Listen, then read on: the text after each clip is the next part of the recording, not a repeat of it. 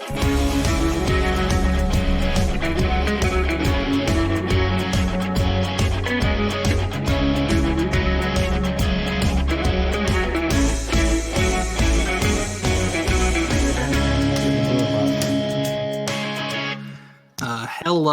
to all of you amazing web slingers. Welcome to Livin on the Edge, the podcast all about our friendly neighborhood Spider-Man.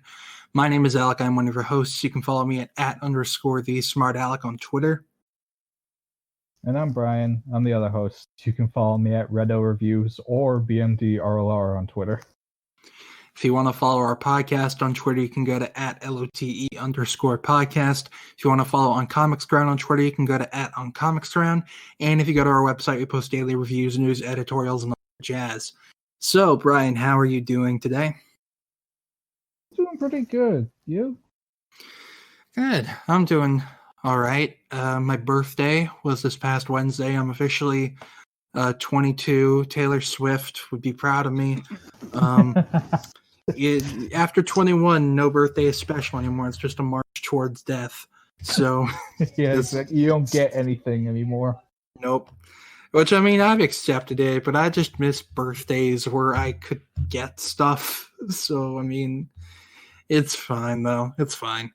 My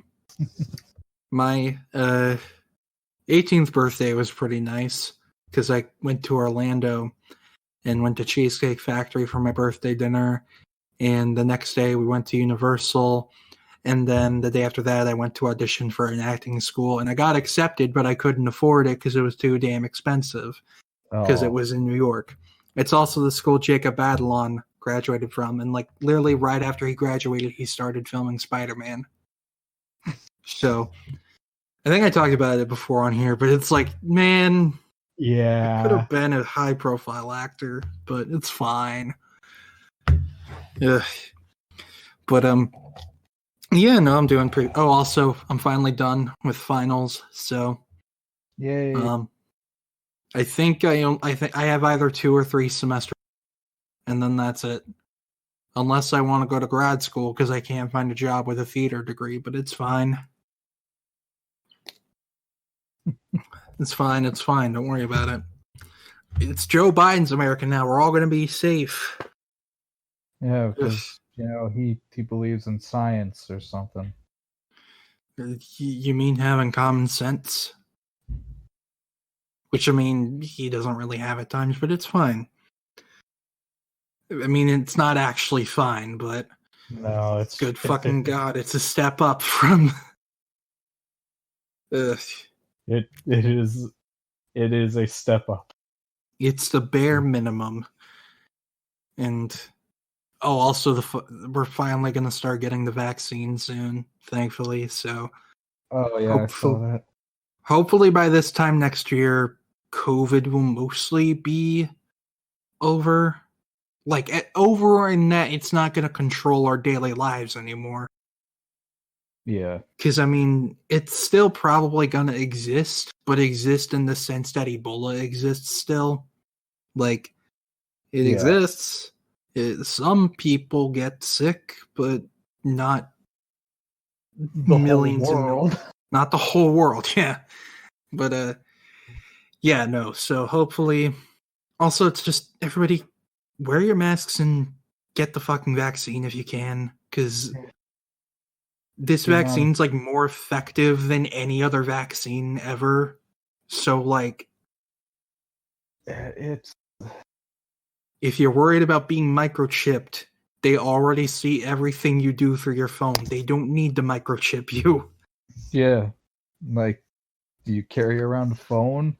Yeah. Well, they know exactly where you are at all times already anyway, so... If I know Bill Gates has y'all scared about microchips, just don't listen to him. He's an old fogey. Like, I just find it funny. Like, someone talked about, like, someone made this meme where it's like, no, Elon Musk is like, we want to put microchips in you. Or no, it's like, no, vaccines. Hey, take your vaccines. People are like, no, there's microchips in it. Elon Musk, I literally want to put a chip in your brain. Everybody, yes. Yeah. Okay, if Jeff Bezos is Lex Luthor, then who is Elon Musk? Oh. I don't want to say Norman Osborn because he's not boomer enough. No. Harry Osborn. He's Harry Osborn after taking over Oscorp. I believe it. And Grimes is Liz Allen. It all comes together. So I guess that makes fucking XYZ whatever the fuck Normie. Yeah. God. I feel bad for that child, but I want to bully them. Apparently that was all fake. Like they have an actual name for him on the birth certificate. So like I refuse to believe that. I want to say what happened was they actually named their child that. But I mean, I'd totally believe them, it. So they changed it. Yeah, I don't know. Elon Musk is a dumb fool, and his alias is Simon Krieger. So, fuck. We said it during the Miles episode that Krieger's literally just Elon Musk. He is Elon Musk. Like fucking Tinkerer literally says, all you know how to do is sign a patent and sell other people's ideas. And yeah, he dresses exactly like Elon Musk too. Like, ugh. He's also got like the weird face thing going on. Yeah. Okay, some of the faces in that game are kind of like animated weird. Yeah, I noticed a bit. Like, Krieger's the most egregious example, I think. Probably because he's like a main character. But something about it looks like he's just wearing a mask the whole time. Takes it off and it's just Norman. Hoop-de-doodle-doo. I fooled you. No, he takes it off and it's just Troy Baker. Troy Baker telling us to play The Last of Us 2. Oh no. Troy, no, I don't want to be sad today. I played this game for fun. Oh, sorry, my mom's upstairs, so. You're good. If you heard a thump, that was her. The floor for the upstairs area is really creaky, so, but it's fine. So, gotcha. We have a shit ton to talk about because holy shit, so much has happened and changed in the past week. Because we were gonna have an episode on something else this week, and then all this shit happened. We're probably gonna save that for the next one, but we are definitely saving it for next episode. So first, we're gonna do like smaller, in some cases it's not smaller, but news that's smaller, but you get what I mean. So we're just gonna cover a bit of that stuff first. So sorry. So first up, ASM 5354.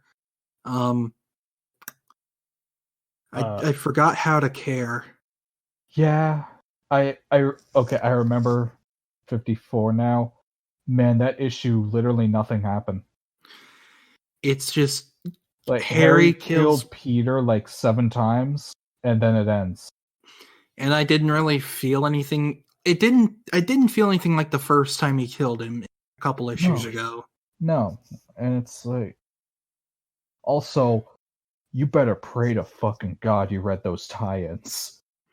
Because it ends with everybody showing up, and it's like, how did they get here? Read the tie-ins. Because 53LR just shows them with Strange going through Peter's they're reenacting the episode from Gravity Falls where they're in Stan's mind pretty much. Yeah, and it's like, fucking, if you didn't read those tie-ins and you read issue 54, there's pages dedicated to the tie-in stuff where Spidey and Kindred are looking at a bunch of mirrors, and Spidey's like, wait, what the fuck? Why is Moreland there? What? Also, what? I gotta say, like, Moreland was actually surprisingly kind of well written. Like, yeah, honestly, his dialogue was cool. I like the way he like talked and everything. Like when he said "all the power to you," I'm like, I never expected that from Moreland, but I kind of like it. Like, it fits in line with how Straczynski wrote him. I think where yeah, Moreland was very laid back in that story. Yeah, he's just like, I don't really care. I'm just here to eat, and that's all. So like Moreland in the tie-ins for Spider-Geddon was written so fucking horribly because all he was just talking about was I must eat. Ugh. Like there was one part where it's like different perspectives of Peter and Moreland like fighting each other in Central Park, and Peter's like having such complex internal monologue, and Moreland literally just sounds like a rabid animal. And sure, maybe that's the point, but it's not interesting. Here it was kind of interesting, and then Sin Eater killed him. Yeah, with his for some reason he still has his magic shotgun. I'm just like, why is Sin Eater still here? Why is Sin Eater? I mean, I guess this was part of Harry's plan, because... But also, if he has the power of Moreland, that's it. He wins. Yeah, like... He can't be stopped. they'll find... Dude, what if next issue Nick Spencer just kills all the Spider people? We gotta streamline it. Everyone else is dead. Only Peter. That means you too, Miles. Listen, we have to listen to the 30-year-olds on their computers who hate Miles and every other Spider person. We gotta listen to them. It's the only way to save Spider-Man. But it's just like at this point, anything goes. I don't expect much of it. Also, just gotta say, 54. I don't care for the way Spencer, quote unquote, recognizes that. Yes, this is the most boring choice for it being Harry, because it doesn't make it any less boring. It's like he's not too... it's like when the Animaniacs did the reboot song, and they're like reboots are selfish sellouts, and then they're like, but it's okay if we reboot and then are self-aware about it, and it's like, and it's like the joke is obviously no, because you're still doing it. And self-awareness doesn't really change anything. But like that's what it felt like here. Like when Peter literally said when things start to go wrong, everybody suspects it's you. It's like, yeah, we could have had a actually cool story about someone new being a villain, someone we wouldn't expect, or someone we wouldn't initially expect. But we're just having it be another meta jab at Peter's lore, and I'm not a fan because I'm kind of tired of that. Yeah, because it's all just like about repeating the past. That's all the meta stuff is, and I'm kind of tired of that. And this is why I'm just like, oh, go ahead. I was gonna say it's basically what a good 90% of Spencer's run has been, is talking about the past stuff. Yeah, and the reason Kindred excited me is because it felt like something totally brand new. Yeah. And then it was Harry. And now it's this child within again. Yeah.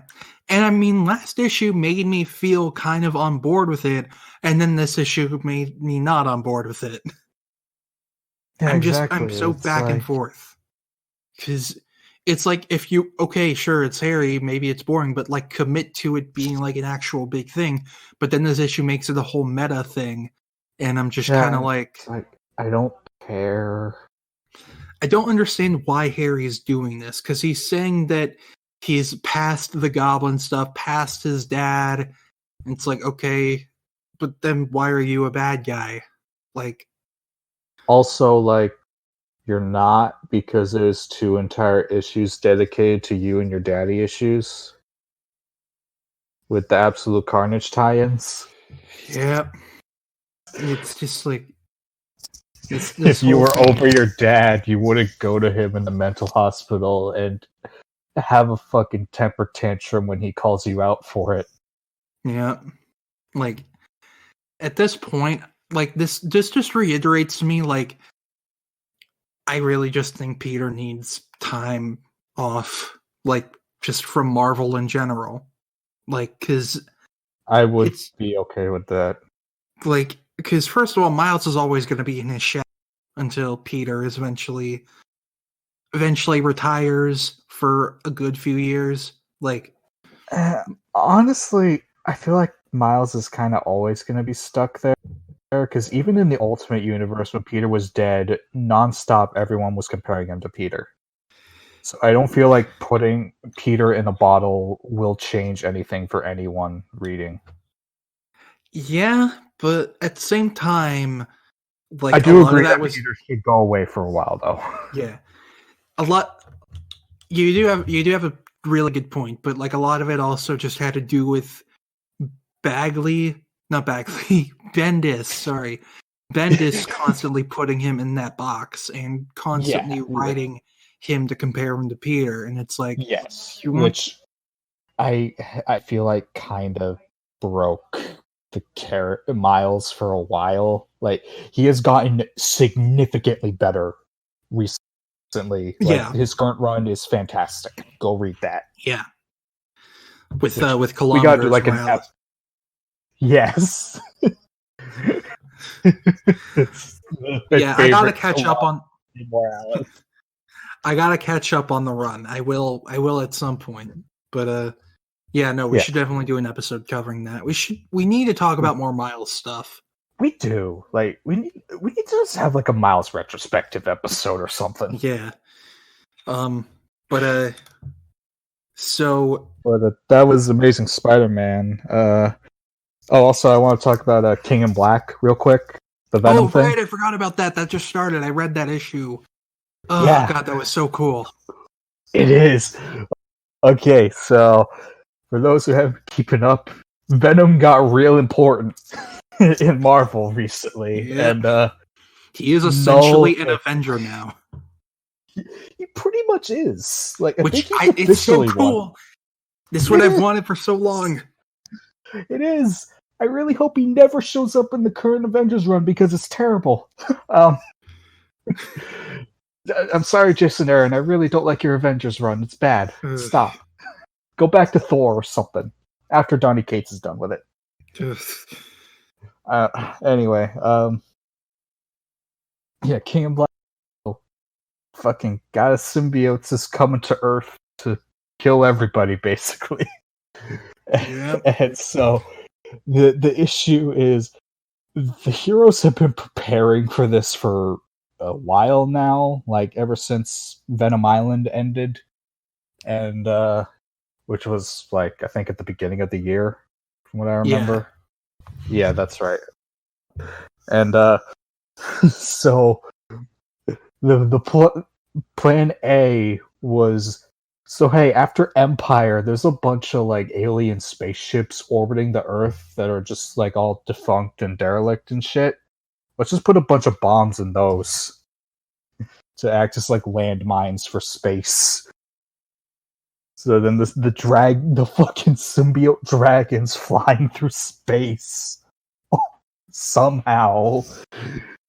They're flapping their wings in space and it makes them move. I don't understand it. It's fine. It's like how sound travels in space in movies. Possible. Oh man.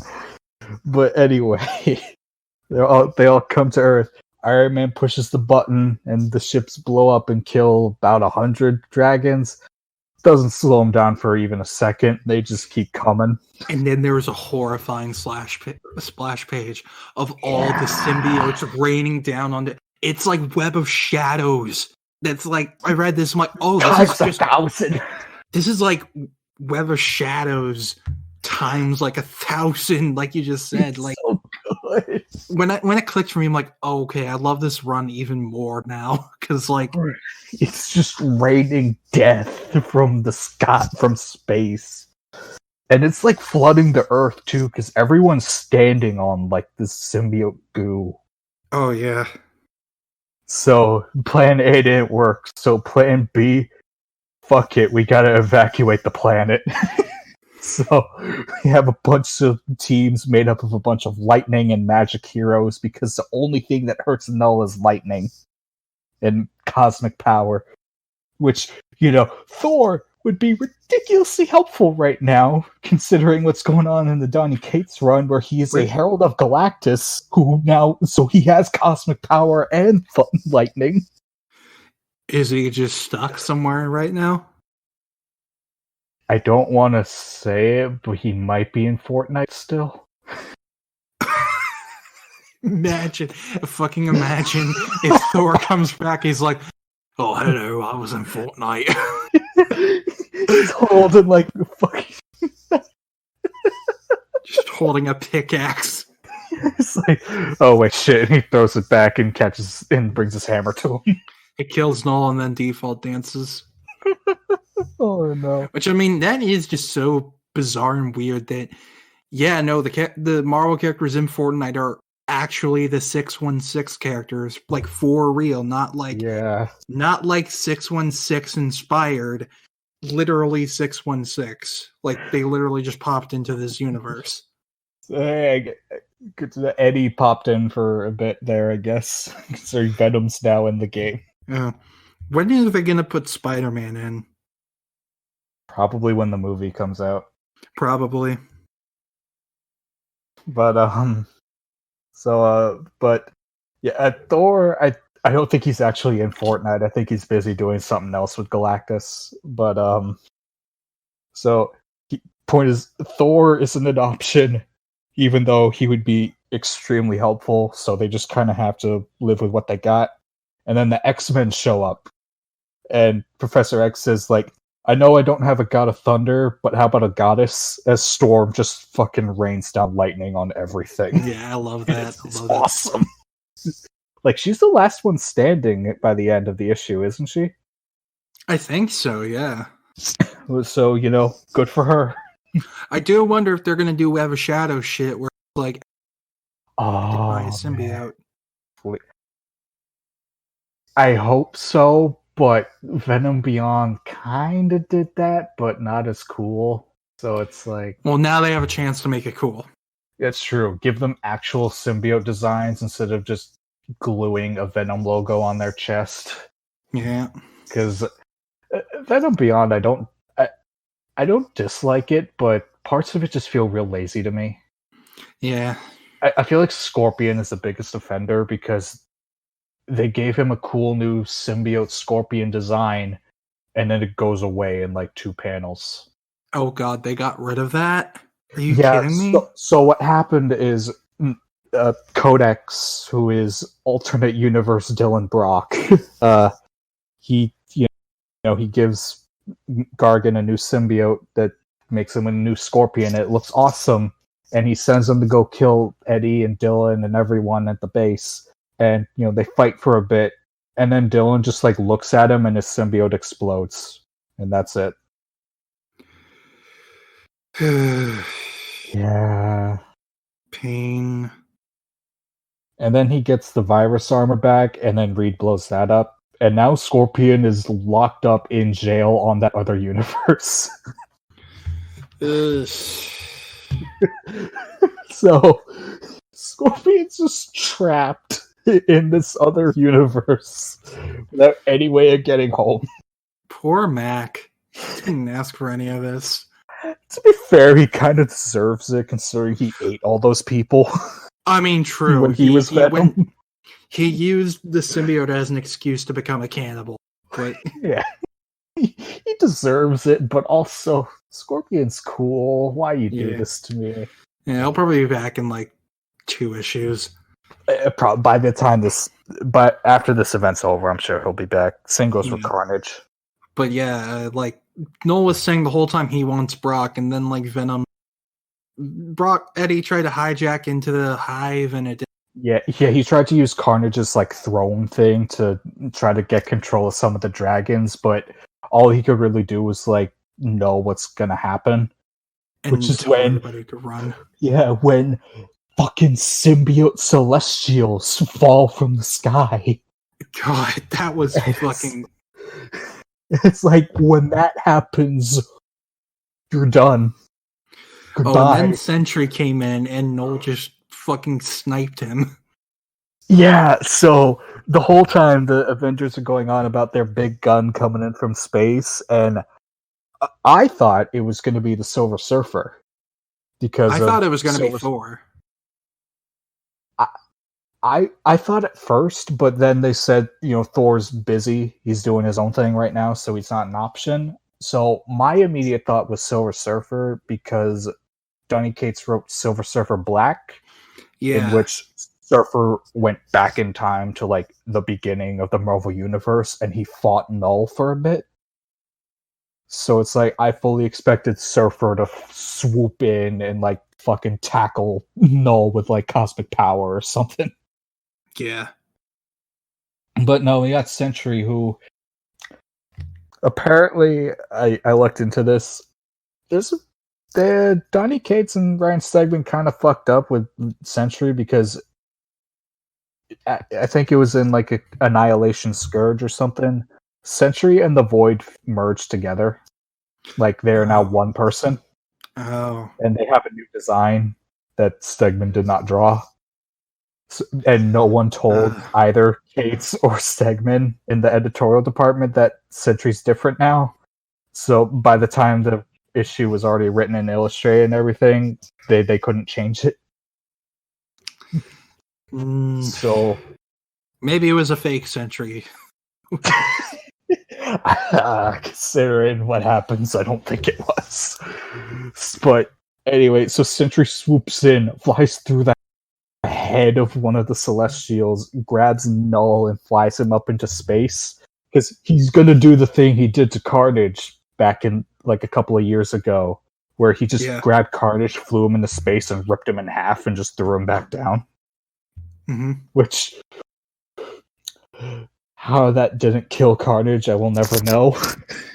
But whatever.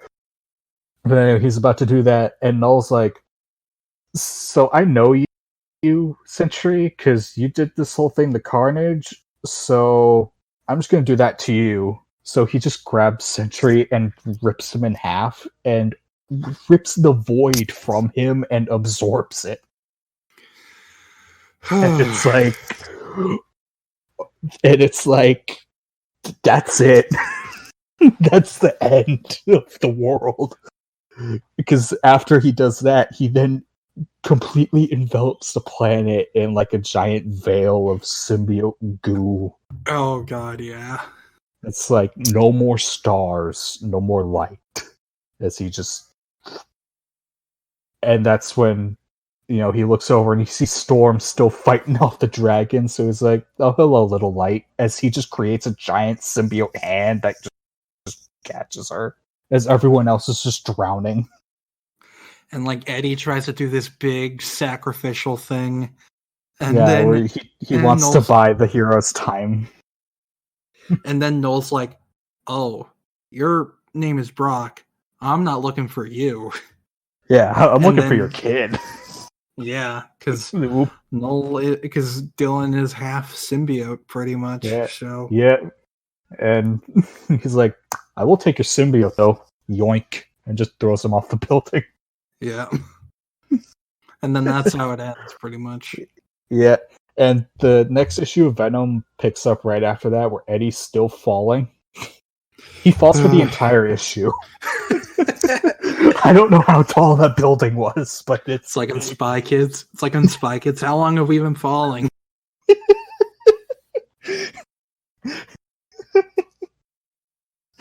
About 3 hours.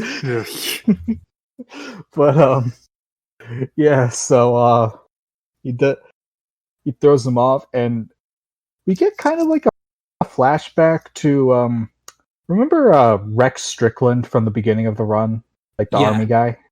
Mm-hmm. So we get kind of a flashback to him and what he was doing while Eddie was at like the truck getting his friends that were all like, null symbiote zombies, basically. Yeah. He was basically recording himself. He's like, I don't really know how to feel about this Brock guy, because I was looking for Flash, because he's more reliable. And which God damn it! If Flash doesn't come back by the end of this event, I'm gonna be so mad. What if that's a secret weapon? What if oh, please. What if Venom, the symbiote, escapes and then like gets some kind of power and then goes to Flash's grave and then and he digs his way out of it like fucking Kraven's Last Hunt. Yeah. Oh god, that would be so cool though. It would be. Agent Venom just rises from the grave like Raven's Last Hunt and Spider-Man. And it's like, yeah, do it. I know we've had enough Kraven's Last Hunt references in the Spider-Man book, but I don't care. Do it with Venom. Yeah. King in Black is like the one event I care about now, so. Straight up. Oh, and I forgot to... There's a part where, like, while Eddie's falling, there's like a helicopter next to him that's like just kind of hovering and is being attacked by dragons. So, from what I remember, at least, it's been a few days, Eddie like pushes off of the building to get to the helicopter to try to help. It doesn't work, but yeah. he like kicks off from the building to try to reach the helicopter, but it doesn't work out. So then as he's falling, he starts doing a prayer because it's like, I got nothing else. So he does like a prayer to like, he's asked God, like, keep my son safe. That's all I ask. And then he just falls. It's like every fucking fire escape and railing possible before falling on the ground. Yeah. So how the fuck he survives that, I'm not gonna know. Everybody can survive anything. It's comics. Yeah. Well, so jumping off of that, yesterday, we're recording this on not yesterday, 2 days ago. Today is the 12th of December. 2 days ago, Disney was having their annual look how much shit we're making day. Yeah. At the same time as the Game Awards, too. Yeah. Effectively getting all the film people onto how it's the death of cinema. Which, I mean, in some cases they are not wrong about, but at the same time they will still watch all the stuff. So yeah, so it's like we're all kind of trapped in the Disney machine. Yeah, it's like when I hear about like I get being so against reboots and remakes, but I'm just like, do you ever think the people in the 60s were talking about that with all the horror movie remakes that Universal was doing? Yeah. I don't know. It's just like, it's a thing as old as time, and cinema has survived so far. The only thing that's killed cinema is COVID, and the only thing that's going to save it is blockbusters. So, like... Okay, when you said blockbusters, I thought you meant the movie rental store. Oh, no. I wish. I fucking wish. It's like Blockbuster will make a comeback. I fucking wish Blockbuster would rise out like a phoenix and just save us all. Bring us back to the glory of the 2000s. No, you think it'll rise up from like a phoenix, but it's actually just going to be a horrible zombie. God, it is. It's tell me. There is still one Blockbuster left somewhere in Oregon. There is proof people have gone. I need to go there. It's still there. God, I always rented video games for my PS2 from Blockbuster. Yep. And apparently Netflix still lets you rent movies. Yeah, they still let you order DVDs, which is still weird. But I learned that because I watched a video a while back where apparently fucking O.J. Simpson had a prank show.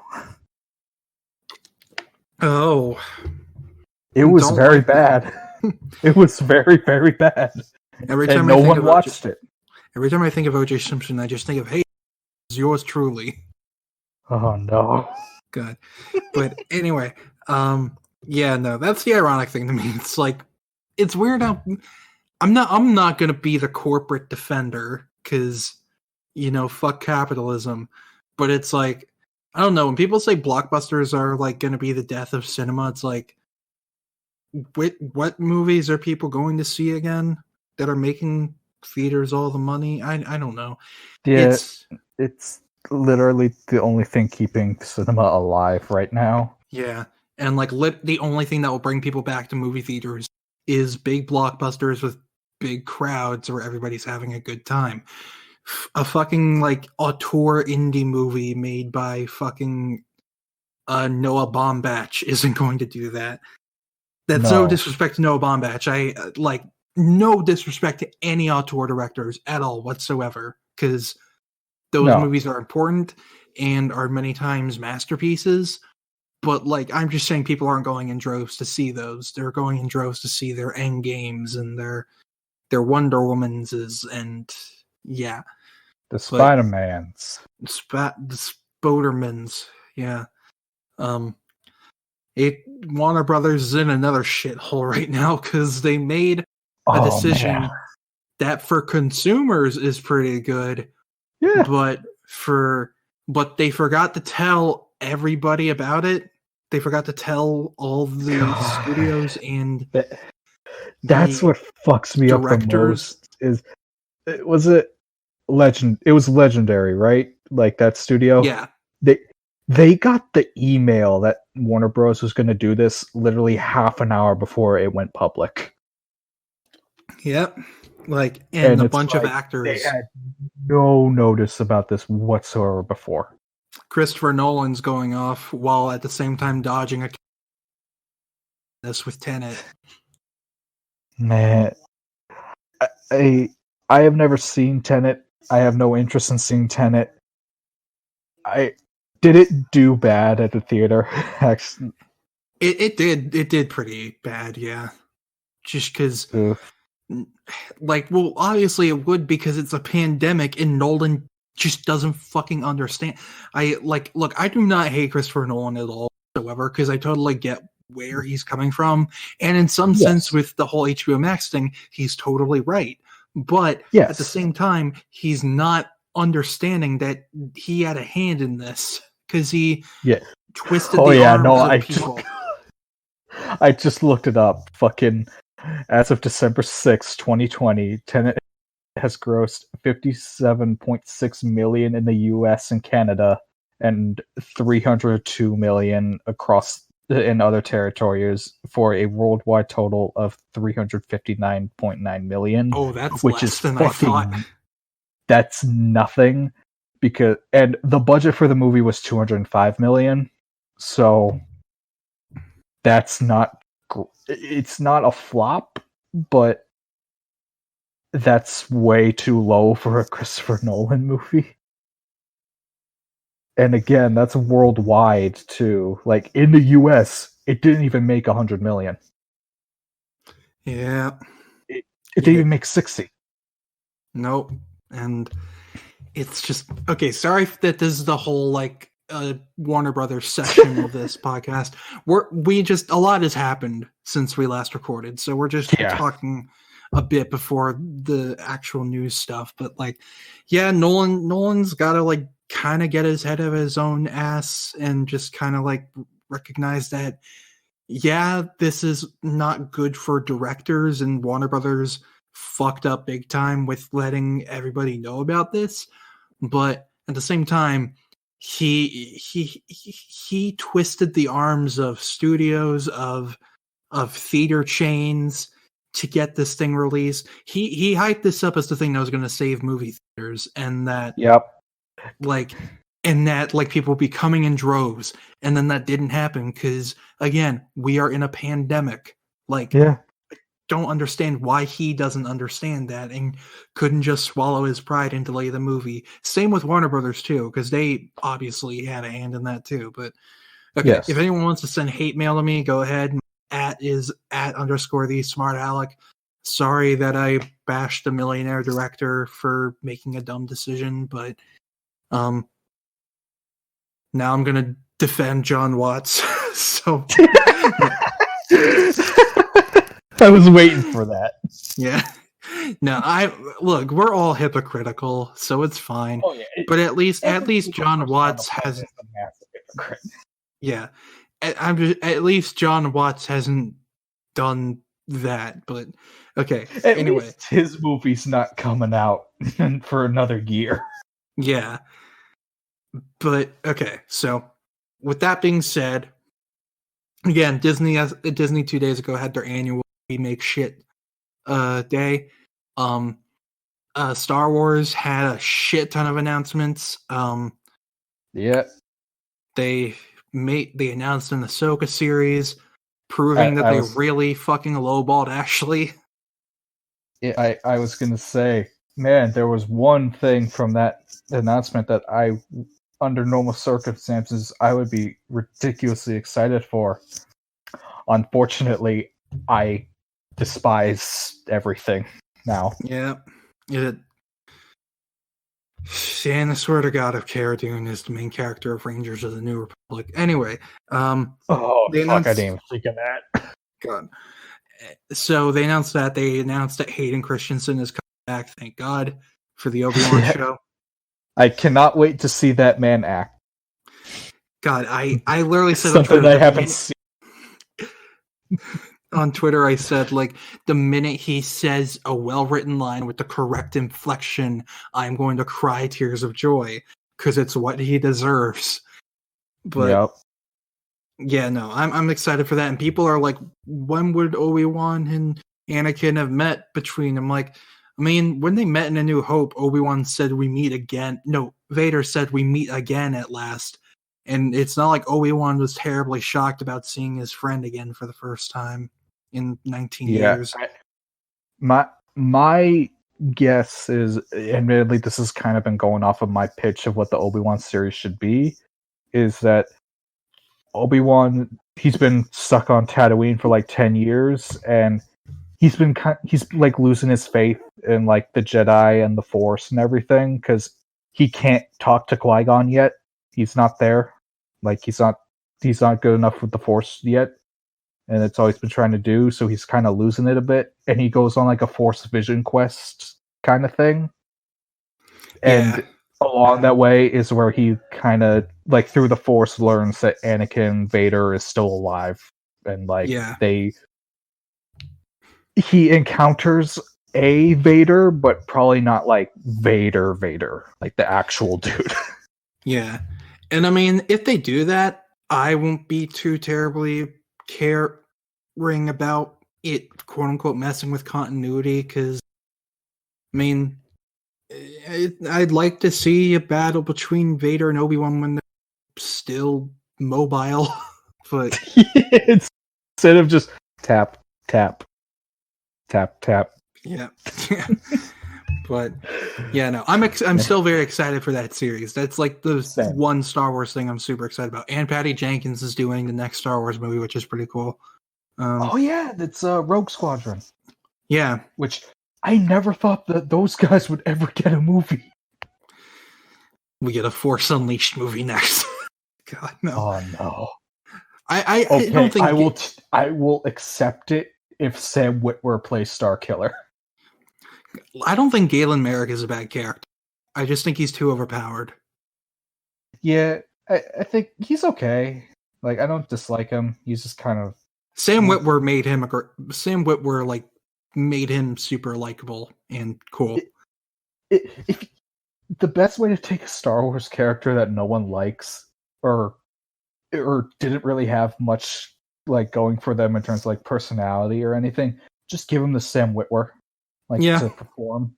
Because look what he did with Maul, man. Look what he did with him. You should play Maul in live action, because we did. Yeah.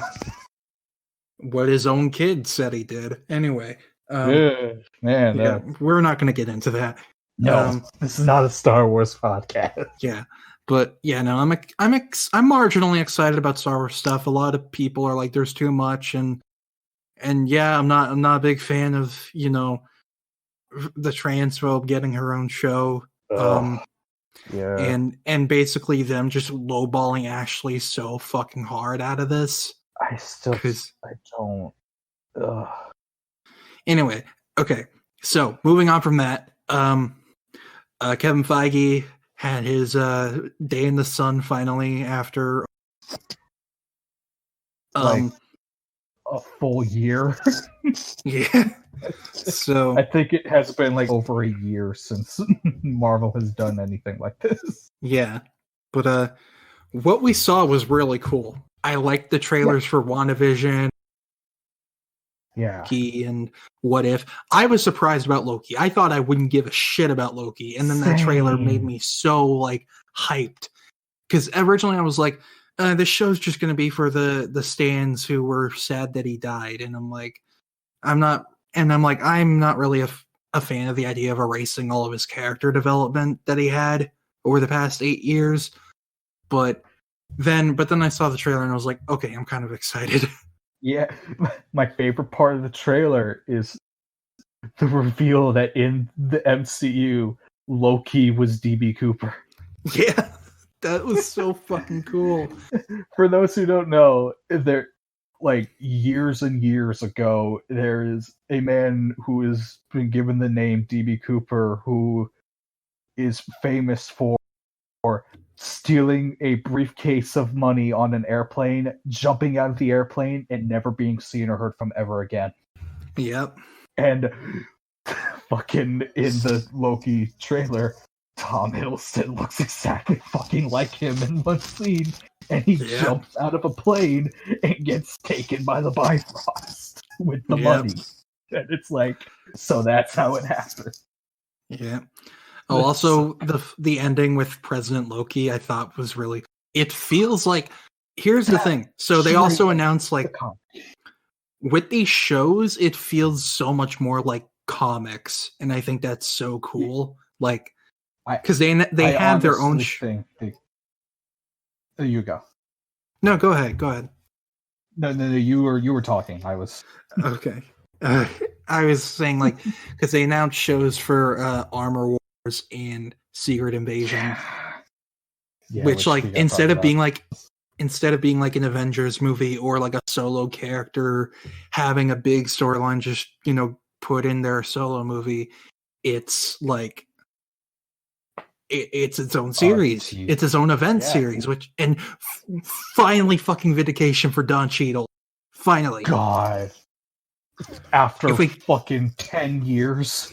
If we get Sam Rockwell back as the main villain, please, it'd be so easy to get fucking Justin Hammer, Sam Rockwell. He has to. He was the head of trying to steal Tony's technology. Like he's literally Justin Hammer's entire character is literally looking at Iron Man out his window, going, "I want that." Yeah, just do it. Just do it. But like, and fucking go the Iron Man Armored Adventures route and make him Titanium Man. Do it because, and then have him join the Thunderbolts. Yeah, and don't do like comic Titanium Man, because comic Titanium Man is just green Crimson Dynamo. Speaking of though, do Crimson Dynamo. Because he's like the Iron Man villain. Like, do all that shit. And also they're doing an Ironheart series, which I was surprised they were so hush-hush about leading up to this. Like, we hadn't heard about casting. It was kind of announced earlier this year via, like, news sources, but, like, we heard nothing about it. Like, it's like speculation, I think. Like, Variety reported on it and Deadline did.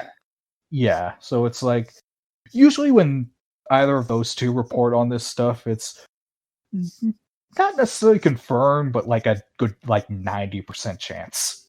Yeah, and so, but we got our new Riri, Dominique Thorne. Yeah, I don't think she's been in much stuff. I think she was in Beale Street. Wait, hold on. Maybe that was not her. Hold on. Let me look it up. Yeah. Oh yeah, she was in Beale Street. So okay. She's in Beale Street, and she's going to be in Judas and the Messiah. But yeah, no, I'm looking forward to that, mostly because I like to see nerds rage. But yeah, exactly. I'm looking forward to that for two reasons. One, I like Riri. Two, I like drinking the tears of man-children. Yeah. Also, she's not going to be written by Bendis. Yeah. So we're already stepping up. Because, God, Bendis, I don't dislike you, but man, you make bad decisions sometimes. Yeah. He's not the best at writing POC main characters. And I hope this series does for Riri what Into the Spider-Verse did for Miles. Same. But, yeah, so WandaVision's trailer was really good. I'm really excited for that. Yeah.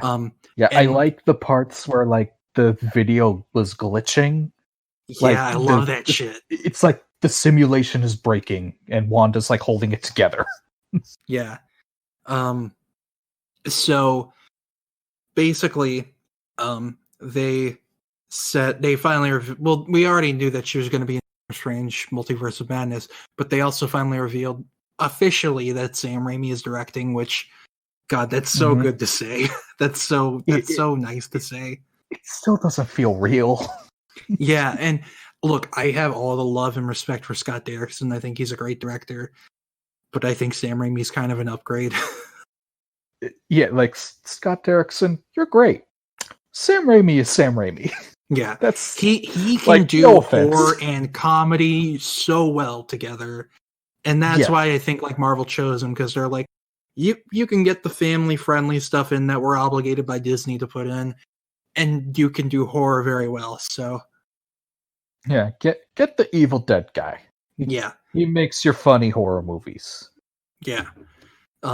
Also, they announced America Chavez, which, as Mary said, Mary is part of On Comics Ground. She's one of the top people. She basically said that like, she's nervous because the actress playing America Chavez is very young. And she's 14, I think. Yeah, and I'm not sure. The character is not that young in the comics, and Mary's kind of nervous that they're going to use that as an excuse to pretty much erase her being gay, which... Yeah, it's child, therefore we don't have to explore sexuality and stuff. Which, I mean, which obviously is bullshit, because... Yeah, like, it's... If you can have love stories with heterosexual people, you can do the same with... Yeah, I just hope that they do the right decision and keep her the way she is, because... Yeah, please. I don't know, but... but hopefully that will work out. They also... This is going to lead into stuff later, but... no, I'll talk about this in the next one, because this is just small news for right now. So Gore the God Butcher is going to be in Thor Love and Thunder, and Gore he's played by Christian Bale. I knew you were going to fucking do that. He better do this voice, because if he doesn't, I will dub over his lines in the movie with this. When we eventually do a commentary, you'll just dub over all his lines with that voice. My commentary is going to be nothing but me talking over him in this voice with all his lines. I'm going to have a script in front of me, so I know what to say at every given moment. Yeah, but what was I going to say? The reason why this connects to Spider-Man as the All Black, which is Null's sword, which makes me wonder. The first symbiote ever made in the comics. Which makes me wonder: are they going to do symbiote shit with him? Yeah, are they going to stay true to that? Yeah, I've seen there are two takes I can see them going in. Either they stay true to the comic and Gore has a symbiote sword of death, or they basically give him like an upgrade of Hela's powers. Yeah. Where, like, instead of a helmet, it's a cloak or something. Yeah. Because Gore, when he takes on the sword, he gets like a big black cloak thing going on. Yeah. Which is cool. Oh, my cousin. Sorry. Oh, you're good.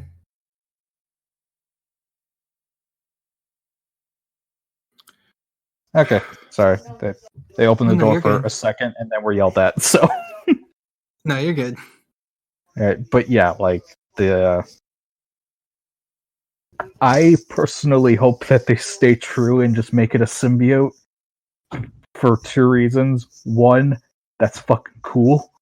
And two, I said this as a joke initially on my Twitter to you, where it's like the fucking post-credit scene of Eternals will be Null forging the sword in the fucking celestial head, and it's like I said it as a joke, but then as soon as I finished typing it, I started thinking about it. It was like, wait, no, that's cool. I want that. Just what if, like, because this would be a good way to bridge Marvel stuff if they want to be in this for the long haul.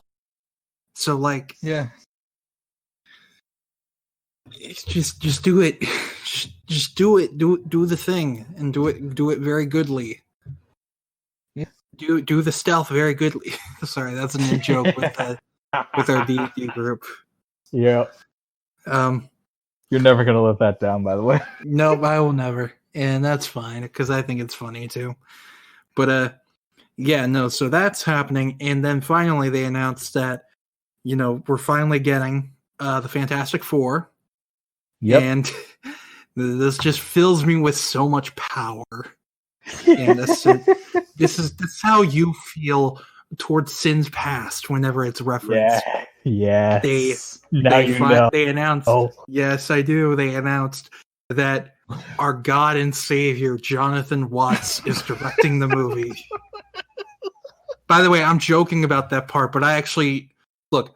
I love John Watts. I think he has such a keen eye for lighthearted comic stuff, and he very much, as someone talked to me on Twitter about, he loves the early comics, and it shows. So, like, I think while I would have preferred someone new, I do think he's a great choice to tackle them, and it makes me wonder, are they going to have Spider-Man crossover with the Fantastic Four? They have to. I mean, they have to at some like, point. Yeah, like it, because like Spider-Man is the official, unofficial fifth member of the Fantastic Four. Yeah, like just straight. When Johnny died in the comics for a while, he was given his place on the team, and it was fucking awesome and like legitimately the best thing that Dan Slott ever wrote. Mm-hmm. It's just like I know some people will get in their heads and be like, Peter has to be completely alone and isolated.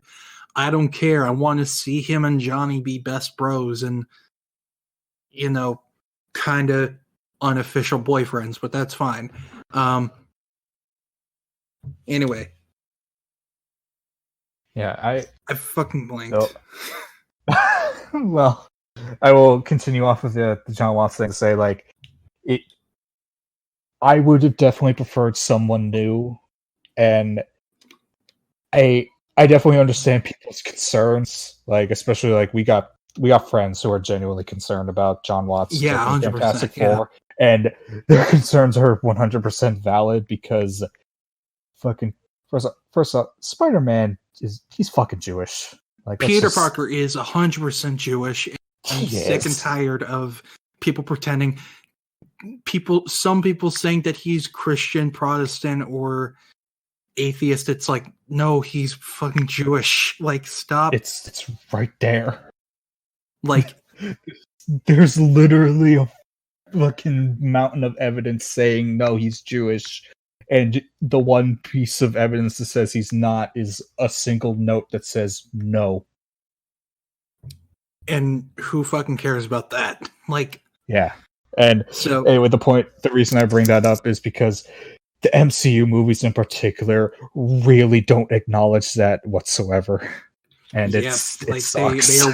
They pretty much erased Wanda being Jewish.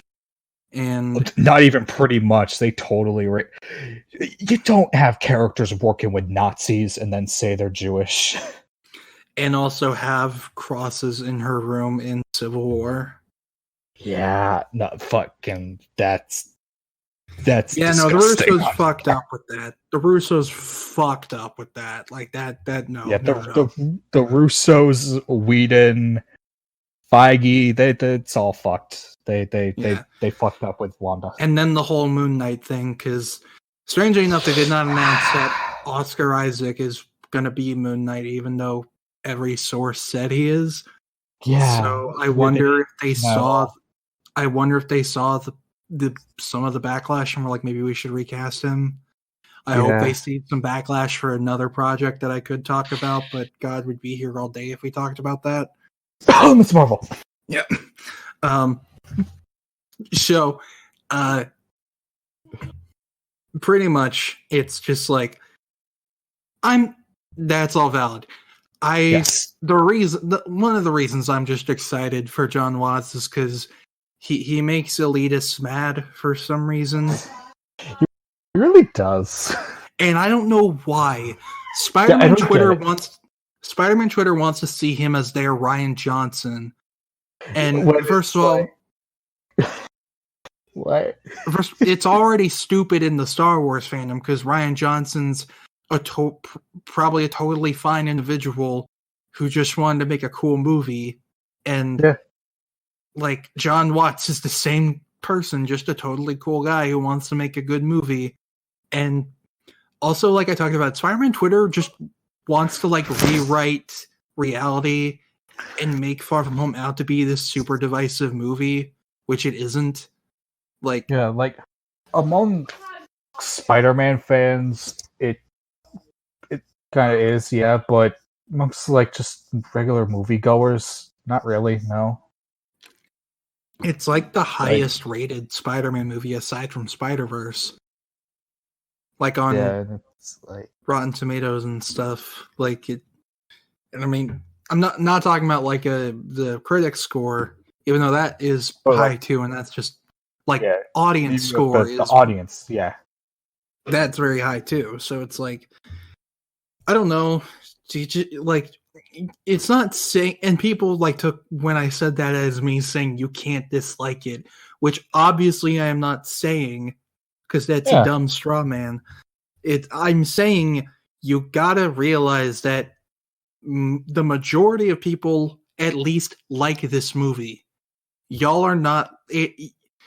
It's not. This isn't Star Wars where it's like literally split down the middle. Like, I don't know. I'm just saying. People get unreasonably mad about John Watts for reasons that aren't about moral stuff. So, seeing that announcement, I just was filled with power. No, I understand. Believe me, I understand that feeling more than anybody. But yeah, so Disney, that stuff is all happening in the future. WandaVision comes out next month, which I'm actually really, because it's been a long time. It feels like ages since we've had anything. Because I mean, and I will say, I feel like that this break was necessary. Yeah, I think it helped. I think it definitely helped the demand for stuff to come back. So yeah, but so main topics time. So we're gonna do. I'm just gonna before we talk about our opinions on this stuff, we're just gonna talk about all in the past few days.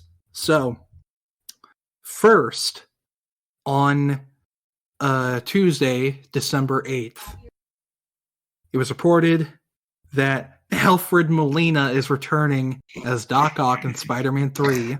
Oh my god. And it's still up in the air whether or not it's the same Doc or new one. Then later that same one. Yeah. Then later that day, it was reported / speculated, but with very heavy, not enough to confirm, but enough to be like speculation that Toby, Kirsten, Andrew, and Emma are all returning as their respective Peter Parkers, MJ and Gwen.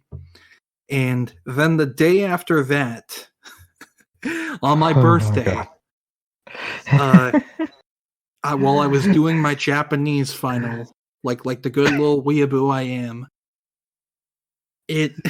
I looked at my phone and Discussing Film posted, Charlie Cox is rumored to return as Daredevil in Spider-Man 3, and Murphy's Multiverse reported this, and apparently Murphy's Multiverse is a very reliable source because I think he was the one who first dropped the Doc Ock news a few weeks ago, and I was like, no, that's not happening.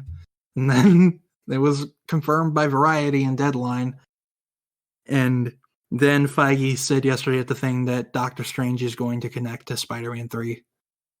And okay, where do we begin?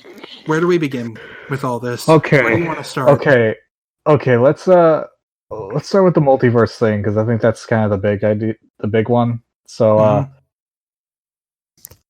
so Feige basically casually confirmed that Spider-Man 3 is a multiverse movie during the live stream, which I still don't know how I feel. Now, he didn't say that it is a multiverse connects, so I mean, we're going off of technicalities, so I mean, I could very well be wrong. It's like, all right, now we're getting into semantics. Yeah, but I could see many ways this could work, and I could also see many ways this could not work. Yeah, because obviously we still have to deal with the Mysterio thing.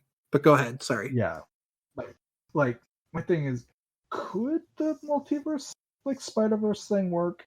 Yeah, honestly, it very easily. It's more just that not what I wanted from the movie.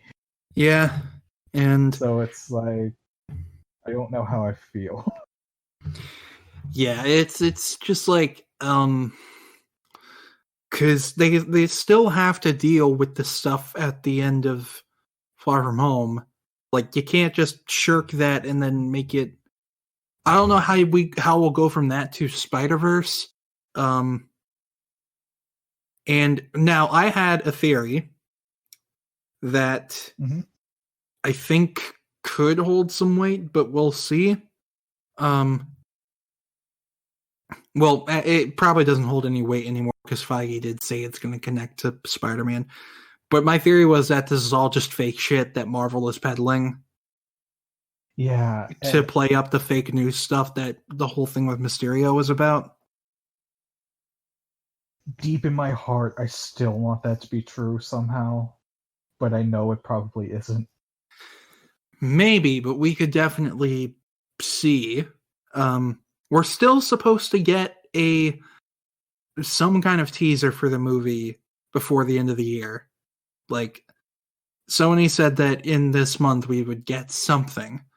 And I feel like that's why they couldn't talk about it much at the Investors Day thing, because the most annoying thing about this deal is that talk about it.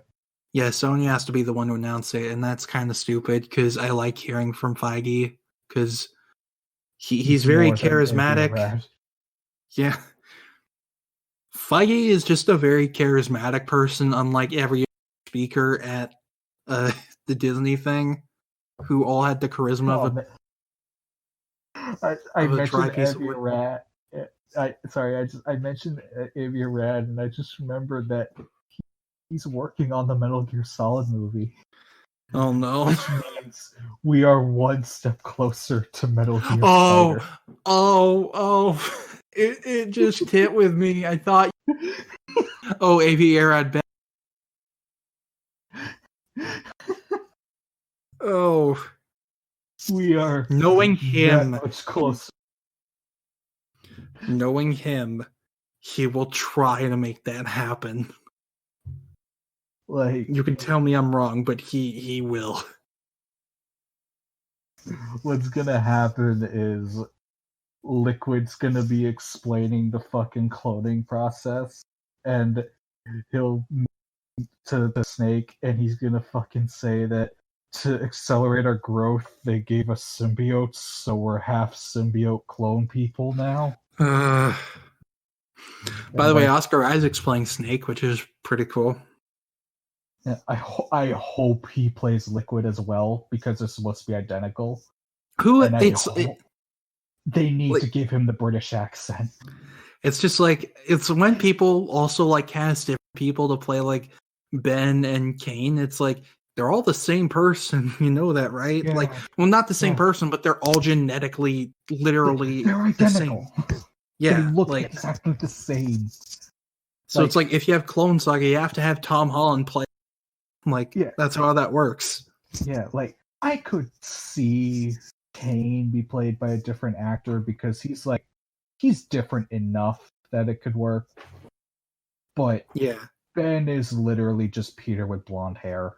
Yeah. That there's no way around that. Yeah. What if Toby and Andrew are meant to be Ben and Kane? No. What if it's not even Spider-Verse, it's just Clone Saga and Andrew and Peter? And no, who would be Ben and who would be Kane?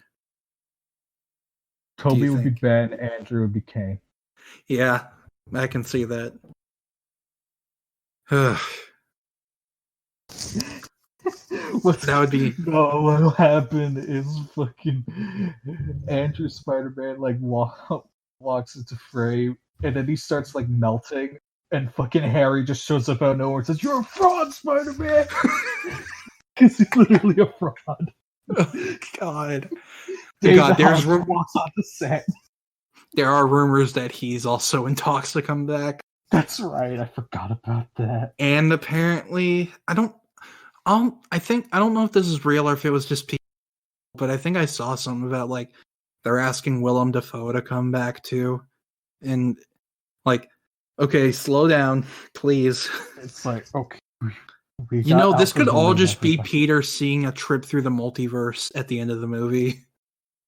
Like doing the thing from Flash season 1 where he just runs through the line. And he sees all the future stuff that never happens. Yeah. Still waiting on the Flash Museum. Remember in season 3 when they actually made a museum for one episode and it never came up again? Yeah, it failed. And they're like, haha, it's fine. And it's weird because at the end of the episode, they were able to save it a bit. And then that was it. That was the end. I don't want to be sad about that now, but Flash became a mess very quickly. Yeah, it did. Because my thing is that I feel like they should have saved Reverse Flash for the final season. I think Wells should have just been a mainstay on the entire show the way he was, with no hints or anything. With no hints until like the end of season, and then even then it's not hinting to him being Reverse Flash, because like, I mean, at the end of the pilot of the show, he's Reverse Flash the minute he stands up and looks at the thing from 2024. Yeah, it's like if you know anything about the Flash, he's the evil future guy. And even if you didn't, you can just kind of guess like, oh, he's the bad guy then. Yeah, he's the villain, and then the second the yellow blurry man who talks about future shit shows up, it's like, oh, okay, that's him. Yeah. And then he's standing in the room with the suit. Yep. Merry Christmas.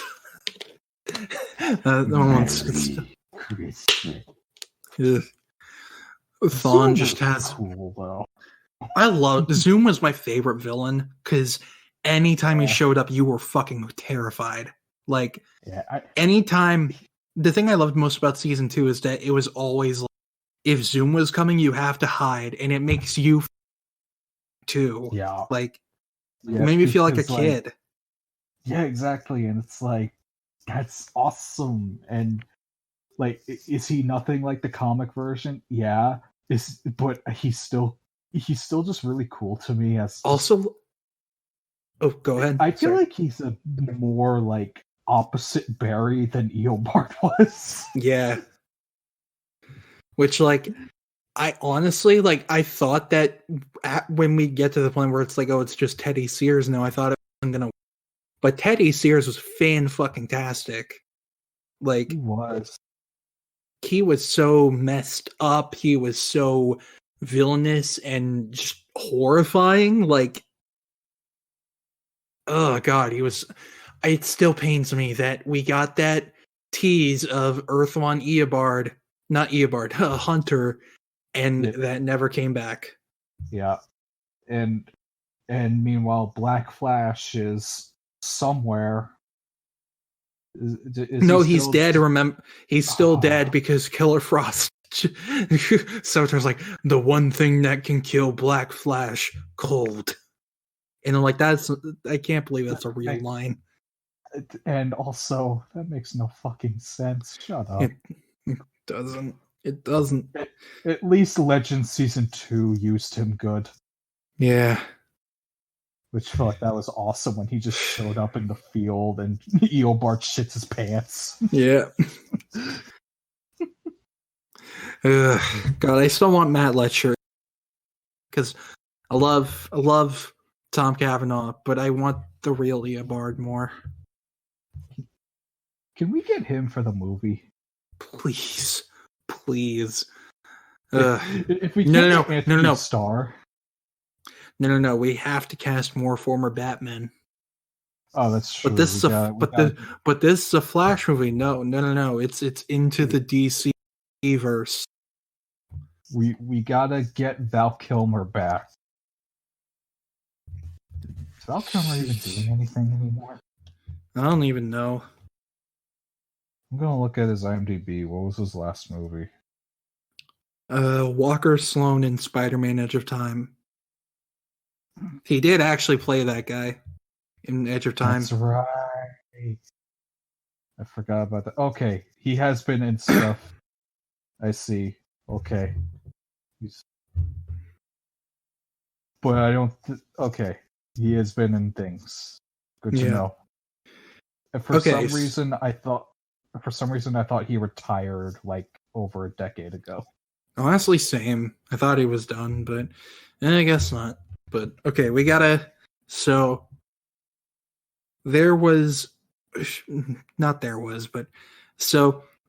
Alfred Molina returning. Yes, I think that's cool if it's a new Doc Ock because, as I have mentioned a lot of times before, I don't hate. I think he's good, but I'm not the biggest fan of Spider-Man 2 Doc Ock because he's just the Lizard. Yeah, like as a character and a villain, he is great. As Dr. Octopus, he is the Lizard. And I mean, you do get some of that megalomaniac stuff with the having to build his machine and whatnot. Yeah, but he builds his doomsday weapon. But it's also the same as the Lizard being like, I have to make lizards. And why do you have to make everyone lizards? Because I'm the Lizard. Doodly do. But that doesn't answer the question. Where are you going? No, stop, come back. What if the Lizard just was always like, because I'm the Lizard, doodly do.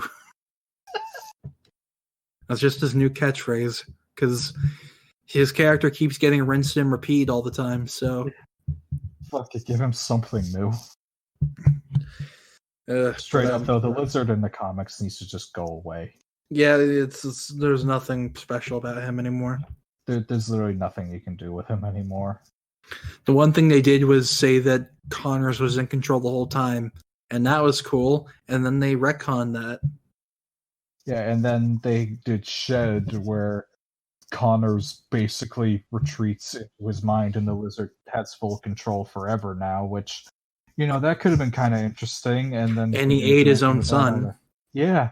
So it's like, okay, there was literally no coming back from that, and then he came back from that in his very next story. And they made it seem like it was going to be a fucking chainsaw massacre thing, and then it was all wholesome and happy and hunky-dory. Yeah, and it's like, I don't want any of this. I mean, I think the stuff with Billy and the family was fine, but it's also just, they don't seem to acknowledge how fucked up it is that Lizard literally ate his son. Yeah, they just forgot about that. Like, clone son or no, you didn't resurrect him, you just made a new one. But you see, the clones have the souls of the originals, so it's basically still them. Fuck up, Doctor Strange. You're lying to me, and I know you are. Dan Slott gave you the script.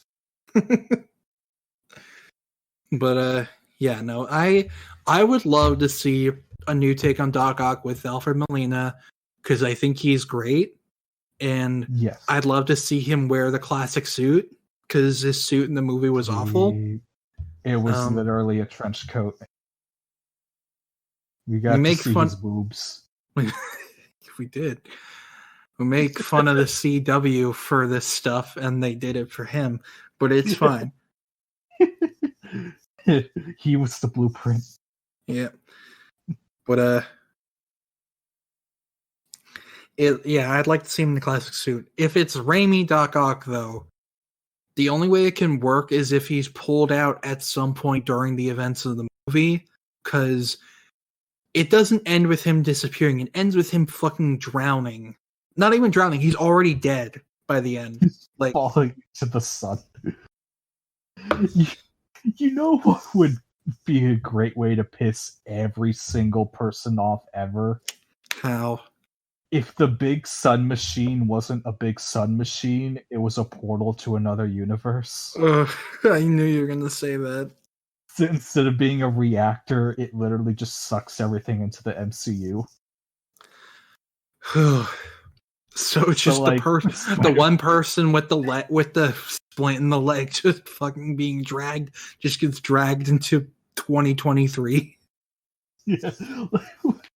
Fucking Spider-Man 3 is gonna start, and it's gonna pick up right where Far From Home left off, with Peter saying "what the fuck" at the newscast, and then he's gonna look to the right, and a fucking sun is just gonna appear out of nowhere.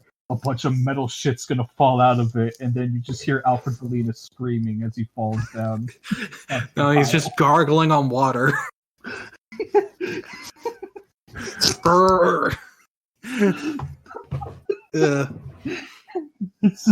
Oh no. And then meanwhile, Jamie Foxx Electro, you thought he exploded at the end of Amazing Spider-Man 2. No. He also got sent to the MCU. Where that one's at least more believable because we don't have a body. And he did say electricity can never disappear, so who knows where it goes. That one's at least more believable. So, he explodes in the main, like in the Amazing Spider-Man 2 movie. And then as Alfred Molina Ock falls onto the pile of metal and is just looking around confused, you just look to the left and you just see the scene from Amazing Spider-Man 2 played backwards of Electro exploding. Ugh. Like it's the same animation and everything, just in the middle of Madison Square Garden. Yeah. What if for some reason? What if the reason? No, not the reason. What if Alfred Molina coming back is in BVS, where he's just a dead body? Oh no!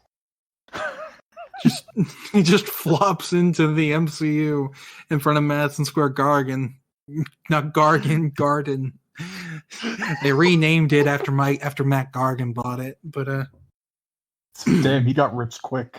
He did. But yeah, no. I want to see a new take on him. This is probably still going to be Raimi Doc Ock, or maybe it's a version resembling him. I don't know. I don't know how any of this is going to work.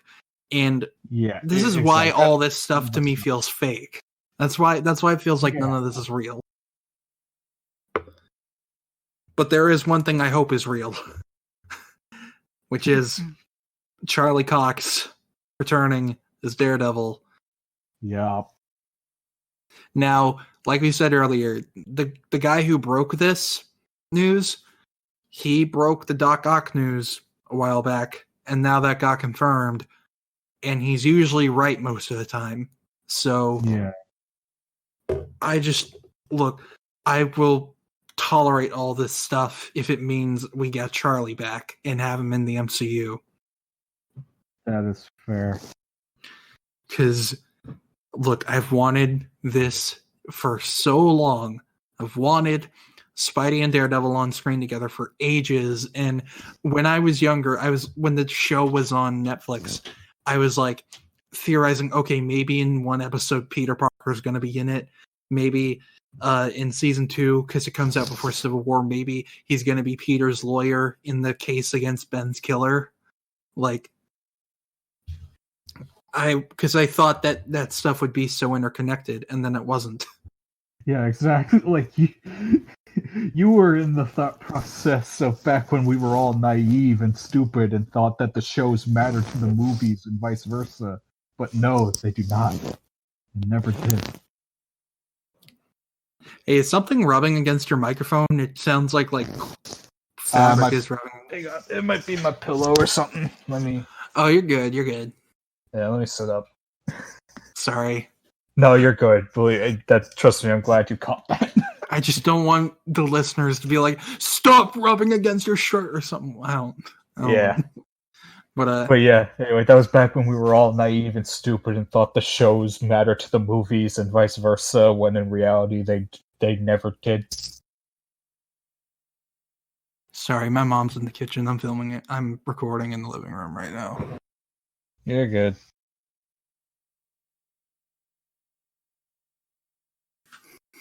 Okay. But yeah, to all who are listening, I have the best mom, so just wanted to say that because she's being very quiet, and I'm very grateful for that. I'm back home for the holidays, by the way, so that's why.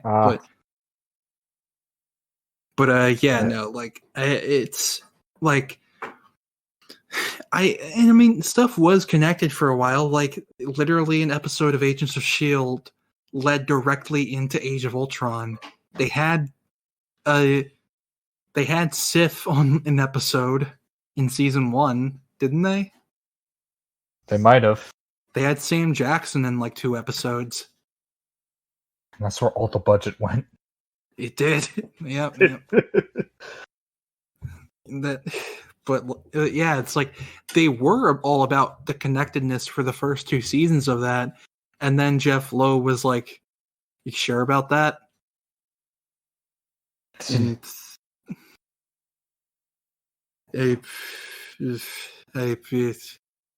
Jeff Lowe, I don't care for that man.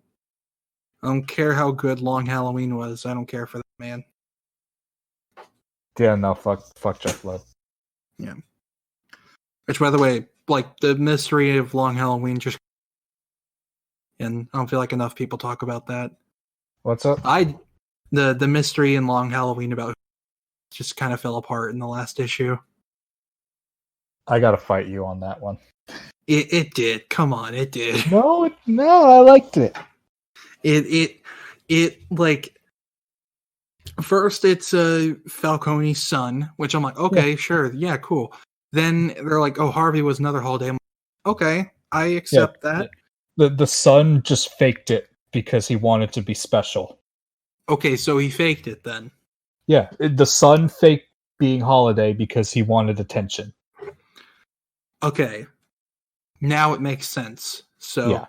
Well, damn! Now my op-ed on the Batman series, you just kind of threw that all into a furnace now. So thanks for that. You're welcome. It's what I do. But that's fine. But yeah, the son faked it. Harvey was the original holiday, and then his wife took over for the second half. Wasn't it reversed? Didn't she say that she was the first holiday? It might. Actually, they might have been doing it at the exact same time. Yeah, because I remember it ended with her saying that she started the holiday killings because he wanted him to come home. That's right. She started it, and then he just kind of carried along with it without either of them seeming to realize it until after the fact. Yeah. And then Harvey became Two-Face, so he had his own gimmick. Yeah. Which I wonder what they're going to pull from for the Reeves movie from this, because they did say it's very much inspired by Long Halloween, which Dark Knight was too. So. Yeah, it was. Holy shit. Because, I mean, you had Maroni. Yeah, you had the mobs, you had Harvey. The only change is Joker being a bigger player. Yeah. In Long Halloween, Joker was in it for like 2 issues. Thank God. Right. I'm sick of him. And his issue is great because it was like, I think it was the New Year's issue where he's just flying around in a fucking biplane. Also, I love the way what's his name, Tim Sale draws Joker. Yeah. Like with the way they do like the piano for the teeth and stuff, like like how it looks like piano keys. I love it. It's so good. It reminds me. It just like the minute I see it, I'm like, oh, like late '90s, early 2000s joke, and I think that's cool. But anyway, yeah. God, I'm just like, if we actually get Daredevil as Peter's lawyer in the movie, I'm like. And I mean, someone said a way it could work where it's like Peter's dealing with legal issues. So Matt tells him, hey, you need to find someone to cover for Spider-Man. So Peter gets the idea to go to Strange, and then the multiverse opens up, and then hijinks ensue. I think that could work. It could. Again, by the way, there is a way that all of this can work. Yeah, there is. Like a way where we get like the, on the run stuff that we wanted, a way where we get the Spider-Verse stuff. I wish they were 2 separate movies, which, I mean, someone had a theory that they did. Maybe they are 2 different movies that are being filmed back to back, and Spider-Verse is just a secret movie, which I really, really hope is the case. That would be the perfect way to do it. Like, because Sony did say they wanted to do 2 additional, like after Far From Home, they wanted to do 2 more movies with Tom Holland. So it's like, just do this then. Have Spider-Man 3 and then have Spider-Verse stuff. And then figure out your marriage issues with Marvel after that. Do that. But yeah, no, it's very, like, I don't know. Speculating about this movie hurts my brain because there's too much. But so okay, now let's talk about like the meat of this, the whole thing with Toby, Kirsten, Andrew, and Emma all probably returning. What do you think of that? Okay, so I think I don't think that. Okay, Toby and Andrew, I feel like are definitely possibilities. Like, I think there's a decent chance that they could come back. Andrew slightly less so, if only because how much he got fucked over last time. Oh yeah, but, yeah. But at the same time, for one, money talks, and 2, that dude loves Spider-Man more than fucking anyone. He does, and also he'd probably feel a bit safe. A checks and balance with Marvel. He's probably gonna have some fucking negotiations going on if he ever decides to return. Yeah, because I mean, Feige did want him in the MCU initially. Yep, that was the plan. Oscorp Tower was gonna be in the background of the Battle of New York and Avengers, and then they took it out because Sony was like, "Nah, we're doing our own thing." So then why are all those cranes everywhere across New York? Don't worry about it. I just imagine how all the issues of this would solve if Sony just swallowed their pride and like, sure, let's do the fun thing and let's all get together in holy matrimony. If Sony and Disney ever like each other, then that means the chances of Spectacular Spider-Man coming back rise from -1,000 to 0.1. Yeah, it's like I just we need Spectacular Spider-Man back, man. We really, really fucking do.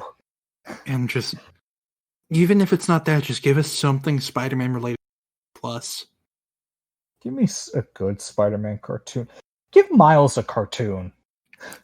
Like, just here's the thing about like the show is that it's like it's just really weird how they're like they make all these cool characters in their own rights. They just make them Peter's glorified sidekicks, and they're like, "This is good representation, right?" Yeah, it's bad. Pain. Now I'm thinking of Dark Goblin again. Ugh. He had a tiny glider he stood on for like 10 seconds. It looked terrible. It was CG. Pain. But yeah, like I obviously really want to see Toby and Andrew back. Yes. Someone Kirsten and Emma are the two outliers. Kirsten in particular, I'm not sure. Because she's gone on record saying that she does not care for the idea of reboot. She doesn't give a fuck about any of these movies. Yeah, and for good reason, because Sony... she arguably got fucked over the most of all of them. Like, Sony put her in a box and did really borderline sexist stuff with her character. Yeah, so... again, I think I've mentioned this before, but, with Spider-Man 3... when they were making it, Raimi straight up told Kirsten, "Don't worry, you won't be the damsel in distress this time." And then a while later, he came back after a couple meetings with Sony and went, "I am so sorry." Yeah. Because, lo and behold, that's what Sony wanted. I don't understand why they thought that needed to happen in the movie. But because I mean, it was Sony the 2000s. I feel like that's what it was. It's because, no, we can't break those conventions yet. We're not ready. Anyway. Yeah, no, also, I could see Emma returning as, if Emma returns, I'd like to see her as Spider-Gwen. Like, that would be cool. My ideal thing is that have, her come back as Spider-Gwen and have her and Andrew Speeder ride off into the sunset. Like, just do that. And then that's it. Yeah. Toby, he can die. Yeah, Toby can just get, like, his final send-off. And Andrew can get the closure he deserves because... motherfucker, that fucking this fucking sewer lid gets Rhino, motherfucker. Yeah, someone suggested that Toby would die in Spider-Verse, and I'm like, I cannot imagine the Spider-Man fans will really turn into the fucking fandom menace if that happens. Oh, totally.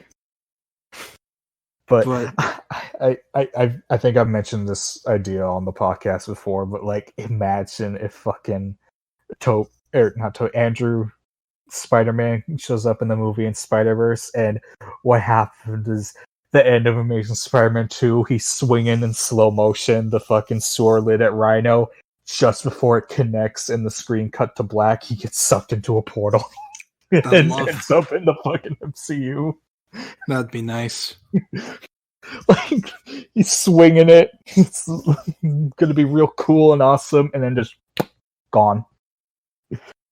Someone suggested like something that would be kind of cool, like a scene be at the end of a trailer or something, where it's like where Tom and Andrew are like, "Hey, how do you shoot your webs?" Yeah. And then Peter's like, "Oh, it's organic," and then they're like, "Oh, that's gross." Yeah, that's it. Like, someone made a meme about it where it's like a fucking Spider-Verse Miles, Toby Peter, Andrew Peter, and Tom Peter, where it's like, where Andrew's like, Aunt May made your web shooters, and I had to make mine using Oscorp products. And Tom, Oscorp products, I had to use mine scraps from my classroom. Toby, you guys use web shooters? yeah, it's like the Where the Millers scene. Yeah, exactly.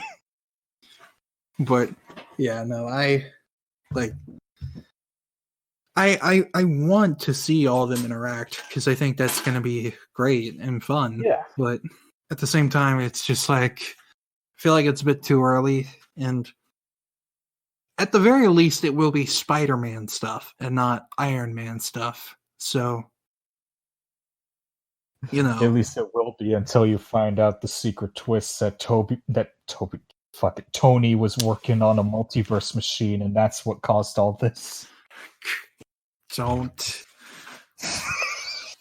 Everybody who makes those jokes on Twitter, like, deserve to be quote tweeted with the image of Joker on the stage.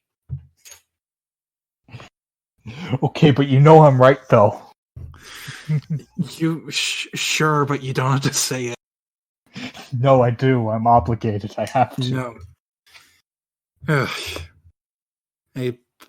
All I wanted was Kraven, man. Same. Kraven and maybe Scorpion. That's all I asked for.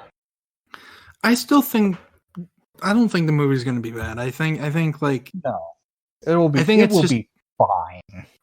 I think it's just we don't know enough about it yet, and yeah, because Sony's been very tight-lipped about it. Yeah. Oh man, you know it'd be real stupid with Doc Ock, because I'm looking up like pictures of Doc Ock because I might draw him later. Mm-hmm. If they fucking do the ultimate Spider-Man thing where it's my power isn't controlling the arms, it's the metal, and he's fucking Magneto, and he makes arms out of any metal he wants. Find out that Doc Ock's name in this universe is Eric Lenscher. Oh no. Quick, it's Alfred Molina. I don't think Alfred Molina's Jewish. I don't think we could do that.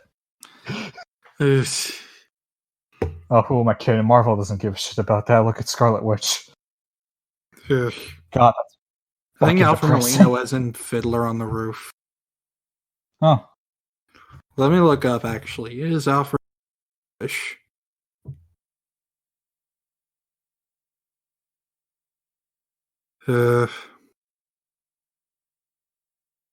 No, he's not. Okay, well. Okay, well, yeah, we can't do it. Nope. Oh man, I forgot back before all this happened, there were a bunch of fan casts of Mark Hamill as Doc Ock, and I want that. I want that now so bad. Because I've seen those two, and it's just like, Rainn Wilson, and like several others I think would just be so good as Doc Ock. Yeah. It's like, Mark Hamill can play a really good fucking villain. Oh, he can. He's so good, the villain. It's like, it's why when he was doing like evil Luke in The Last Jedi, he was so good. Because, yeah. I mean, he wasn't evil, but he was like just kind of like mysterious and morally gray. So, but yeah, no, I think he would have been great, but I mean, again, who knows? I don't know what this is going to be.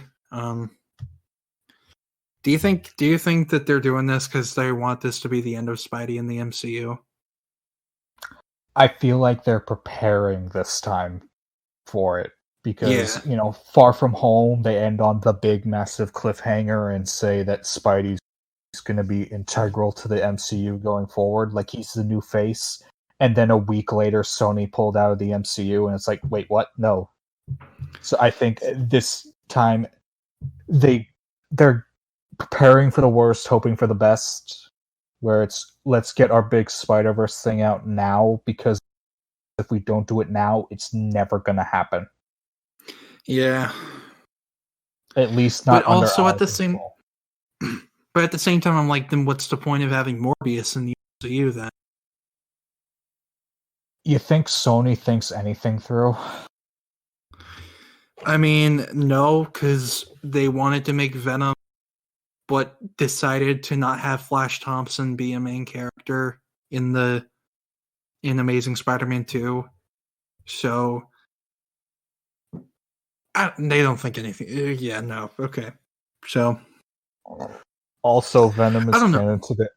Also, Venom is canon to the MCU, a universe in which aliens famously invaded New York, and Eddie Brock, man from New York, the most New Yorker man ever, had no idea that aliens existed. Venom had to have taken place in 20. But then why hasn't he shown up? He and Venom have just been chilling in Cedar Rapids.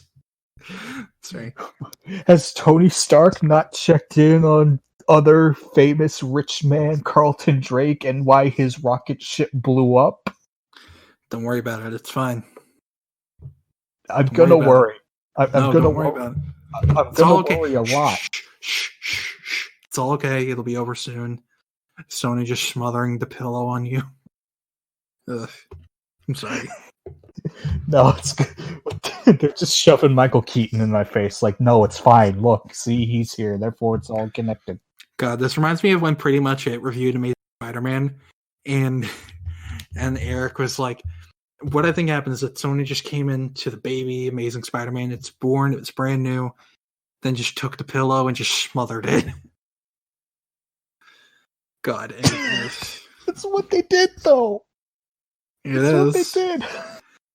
is what they did. So, I mean, what can you do? But, yeah, no, it's like, there's never been a time where we've known so much about a movie and so little about a movie at the same time.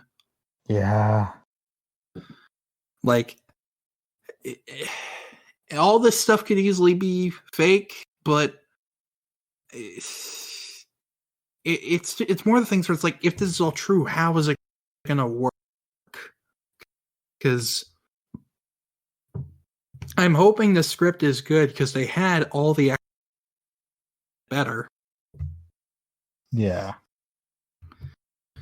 But I don't know. I don't know. But my one request is that we just get some good Charlie Cox stuff and have him at least just be a supporting character in the movie, and that's it. Give me big dramatic court scenes. Has just Matt being like, Your Honor, my client is simply different. And then that's it. My favorite. I'm thinking of the fucking, like, that one comic meme of like the courtroom where it's Your Honor, Spider-Man, and then Judge Death, and the fucking lawyers in the death chair. Like in the electric chair. That's how this movie goes. That's gonna be something. Yeah. My favorite GIF is the one somebody made where it's like Peter on the stand, Spider-Man, and then he looks to Matt Murdock, and then Matt Murdock does the. He gives. No, what happens? You know that one Mark Waid Daredevil issue where Daredevil goes into the Matt goes into the Christmas party with a sweater that says "I'm not Daredevil." Yeah. Peter goes in with the sweater that says, gives Peter one that says "I'm not Spider-Man," and that's the end of the defense, and he gets acquitted.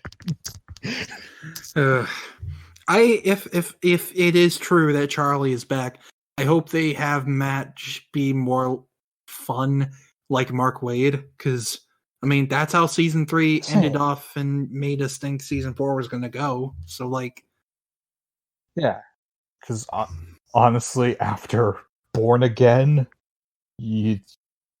that's where you should go.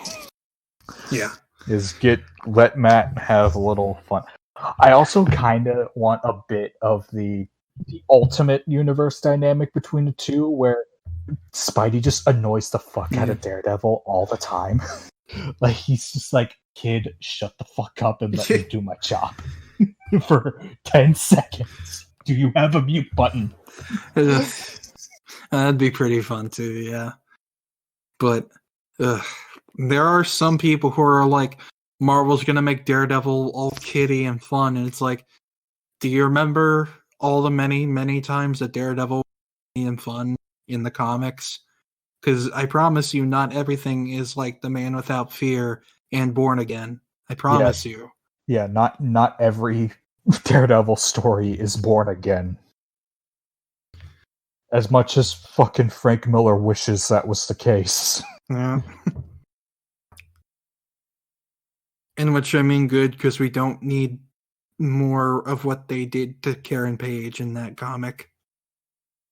Yeah, like I love Born Again, the comic, but Karen's treatment is very sexist and bad. Yeah. Yeah. Yeah.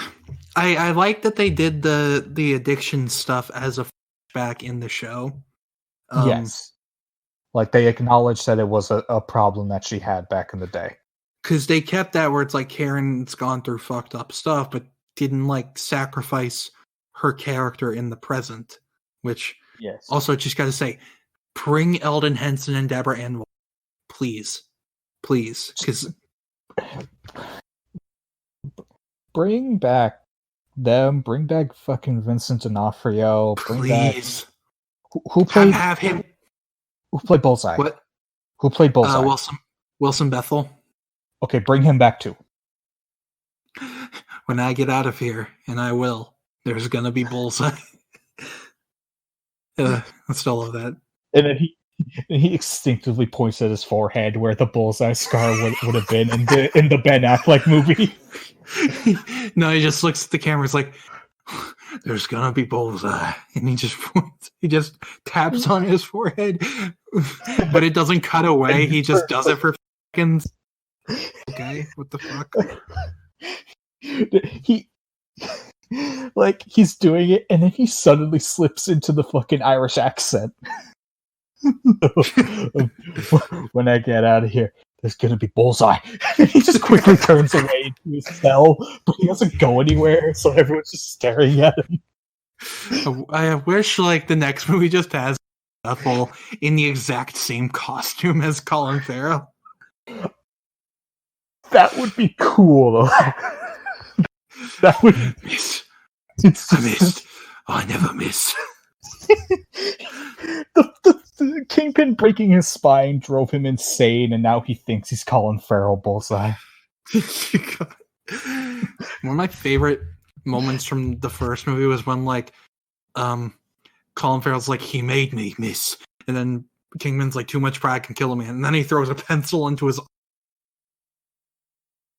And also, just like when Kingpin's like, how do you kill a man without fear? And then Colin Farrell's like, by putting the fear in him. And it's like, that's not how that works.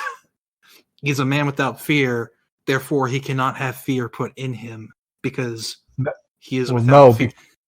Well, the thing is, the fear is not within him, therefore we gotta put it in there. But he's immune to fear, right? Like, if he's a man without fear... But then we gotta give him something to fear. But, like sound. We gotta play Evanescence really for him. Man, the fucking Bullseye and Daredevil really were the best part of that fucking movie. And Fisk. Well, that's what I meant. I said Bullseye and Kingpin. Oh, okay. I to be fair, I was kind of whispering it, so it's like hard to tell. But yeah, they were great. Yeah. God, R.I.P. Michael Clark Duncan. He and Colin Farrell were just like this. We're gonna have the time of our lives with it, and they saw this one of the first scenes of the movie with fucking Ben Affleck getting out of his water coffin and figured out what kind of movie this is gonna be. I still remember seeing that as a kid, and it did weird stuff to my brain. There's a lot of things. It convinced me for like 5 years that Daredevil was a vampire. I don't understand. I get that the water is supposed to mix so he does stuff and can sleep, but it's like at the same time you'd still get an ear infection out the wazoo. Also drowning. Yeah, Yeah, but no, it's fine. It's fine. It's his mouth and nose. It's like, but water like moves and shit. It could get in your. No, he's Daredevil. He's so still and disciplined. He can stay still. What if he just rolls over once? So this seems like, oh. He fucking like rolls over. The coffin falls off the table, and he can't fucking get out anymore because it's on the lid. That'd be horrifying. That's how it happened. That's how they Daredevil. Fucking night. It's a waking night. God, I fucking like. It's just they did so much weird stuff in that movie, and I get what they were going for, but also I don't, and it was stupid. Yeah. Remember when Daredevil killed that guy on the train track? Well, he didn't kill him. It was manslaughter. You hear that light at the end of the tunnel? That's not heaven. Nah, he fucking... It's the Batmobile. It's the C-Train. Oh, no. It's shooting Gatling guns and missiles and it's going down the tunnel. Ugh. Oh, fuck. God. Manslaughter. Yeah. When you want to have your hero murder someone without it actually being murdered. Just an infomercial for manslaughter directed towards superheroes. Ugh. God, I'm just... God, we need to do a commentary track for Daredevil, the movie. We do. We need to get back on those, but like, it's because you don't have a Premiere Pro. Yeah. But yeah, I don't got video. James did make us an offer about something, so we gotta talk to him about that. We're not making any promises to anybody listening, so. Yeah, no, don't worry about what we're saying. We're just insane. We're spitballing. Is there a movie on Disney Plus? Let me check, because they put a lot of Fox movies on Disney Plus, but I feel like Daredevil's too violent for them, even though it's PG-13. I could see that. I typed in Daredevil, and what showed up was Shake It Up. Yeah, I remember that episode of Shake It Up when Daredevil came in. Don't you? Yeah, what that are you was a talking good about? one. Yeah, no, that was a good one.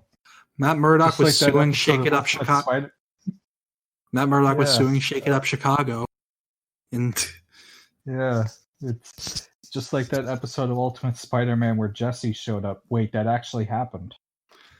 I still cannot fucking believe that's a real thing, and it just makes me hate the show even more. Yeah. It's bad.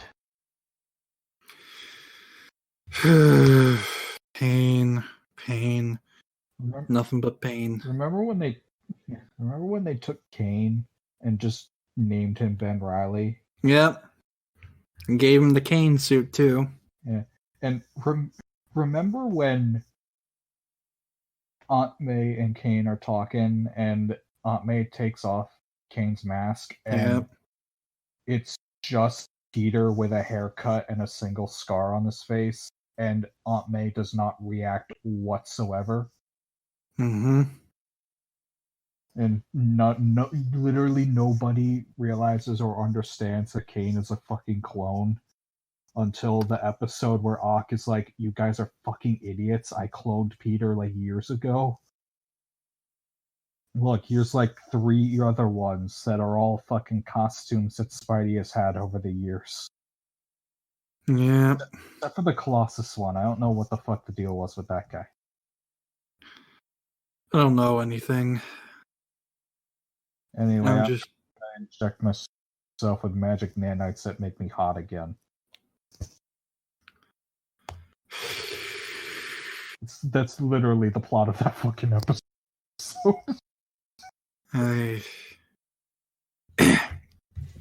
Extremists. That's what all the people in Iron Man 3 took. And in a few episodes of Agents of just announced Extremis very funnily. But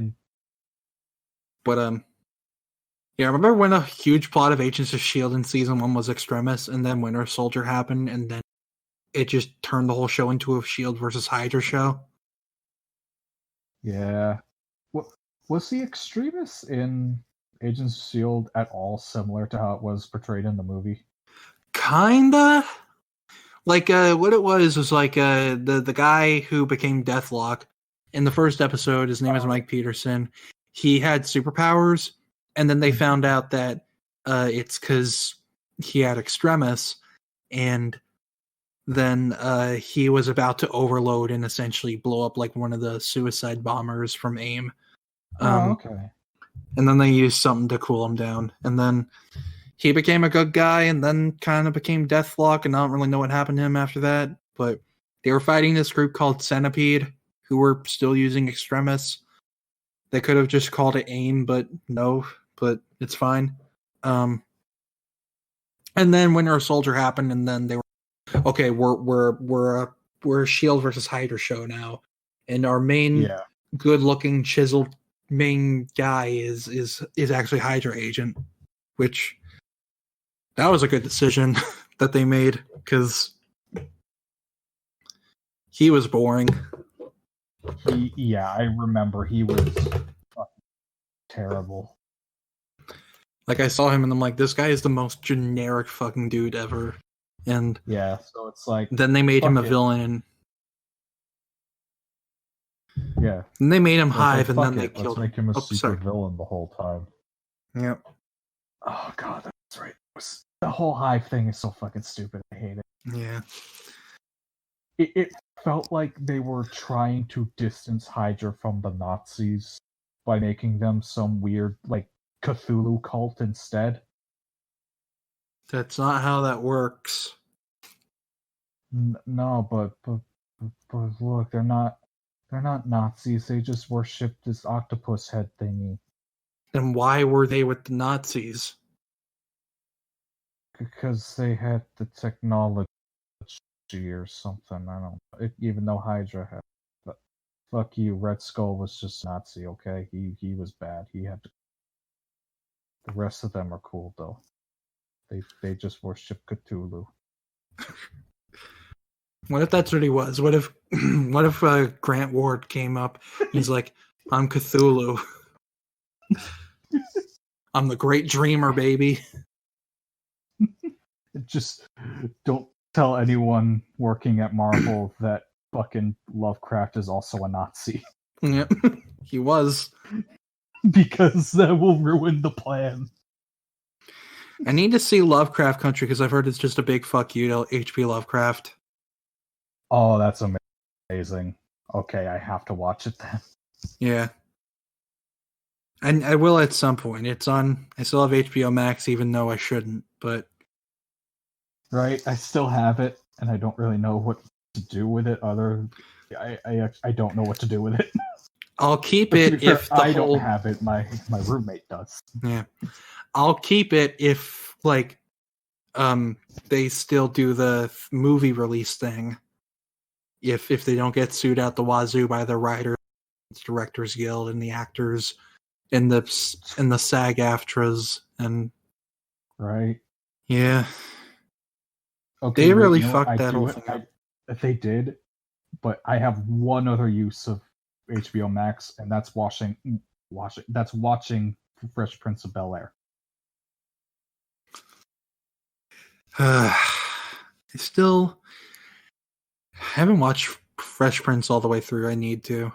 Heard there was a reunion, but like, was it an actual like written special that's in canon, or was it just all the actors coming together being like, "Hey, remember when we did that show? Haha." I think it was just the actors coming together, reminiscing about the show. When I hear about reunions, I'm just like, can they actually be like? Because, I mean, I'd rather that than just all the actors being like, hey, remember the good old days? Aha. But yeah, it's fine. Normally I agree, but I will let it slide this time because it's the Fresh Prince of Bel-Air cast. Yeah. Also, apparently we got this cover. It is now circulating that you saw that they're gonna make Spider-Man bi, and dumbasses on TikTok got mad about it, and now people on Twitter are believing it, and it's like, I don't try to say locals a lot because I hate that term, but locals need to look into We Got This cover because they are not news. They make up shit. If We Got This covered says a thing is going to happen in a superhero movie, then they have guaranteed the exact opposite is going to happen. Yeah. It happens every single time. Same with another person who I will not, but it's fine. You know who I'm talking about. Yeah. The fucking, like... Rudolph the Red-Nosed Reindeer. That fucking bastard. Well, the names are similar, but anyway. That lying bastard. Okay, I need to stop with this stuff because James is going to be like, hey, Alec. Your fucking Twitter's on private right now, my god. It is. But I mean, I don't think they're going to listen to this, so it's fine. It's fine. No, they don't give a fuck. Yeah. Now, let's check it how that's doing. I'm not going to talk about that. Let me check how that's going. Have I been doxed yet? I do not believe it. As far as I'm aware, you have not.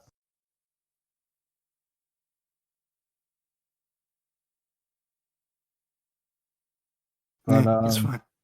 Yeah, right. I'm good. I'm not worried. I'm fine. Yeah, no, you'll be good. But yeah, I guess that's about it. Yeah, it's not really. I mean, we've kind of just aired our. Is there anything else you want to say about any of the news? No, not really. It was kind of everything. Yeah. Again, in an ideal world, they would be filming, and the second one is actually the full Spider-Verse, and then the first one would lead into the other one. But yeah, no, things rarely go the way we want them to. So yeah. But yeah, I guess that's the end of the episode. Da-da-da. Or the lizard, the doodly-doo. Sorry. That could be our new outro. Just me saying the intro music just replaces me saying I'm the lizard, the doodly-doo. It's just like I'm the lizard, the doodly-doo. Hello to all of you amazing. No. We should do that for an April Fool's thing. Probably do that, yeah. If we remember. But yeah, so yeah.